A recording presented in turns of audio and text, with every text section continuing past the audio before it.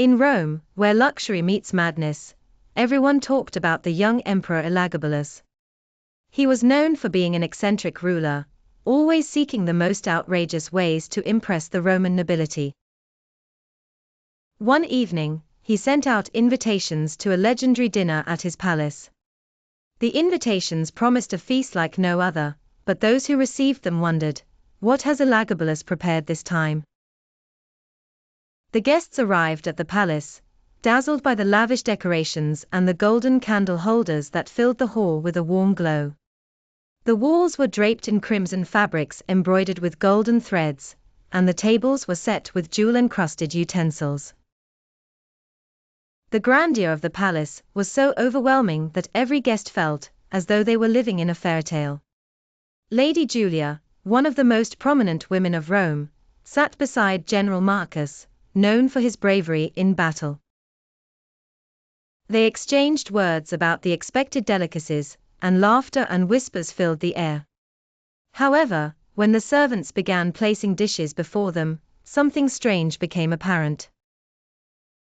"Where's the aroma?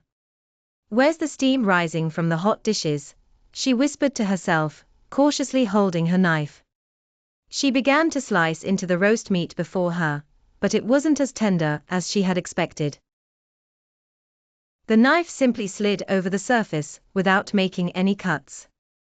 She looked in astonishment at General Marcus, who was trying to eat the vegetables, only to find out they were made of wax.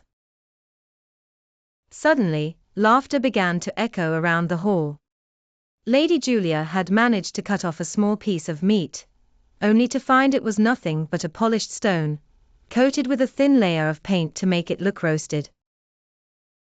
Anger and surprise filled the room, but soon the mood shifted to collective amusement.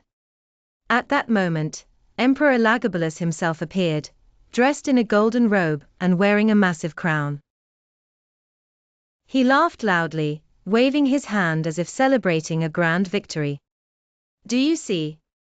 This is a feast to remember. The more unexpected, the more thrilling," he exclaimed, raising his golden goblet. But that wasn't all.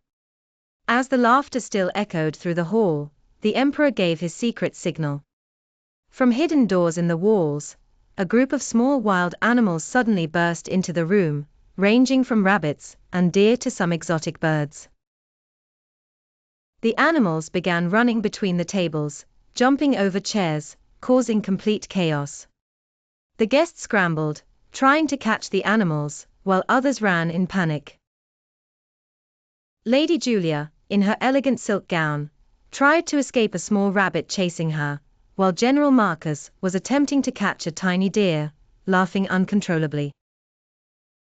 By the end of the night, Elagabalus stood on an elevated platform, watching the chaos he had orchestrated. Everything was going exactly as he had planned: laughing guests, a chaotic hall, and stories that would be passed down for generations. "Every time you gather here, I will guarantee a feast you will never forget," he said with a wide grin, waving goodbye to his guests, who didn't know whether they should be angry or thank the emperor for this unparalleled experience. The guests returned home, each carrying with them a strange tale to tell the world about the mad emperor and his feast, which was nothing but an elaborate artistic prank.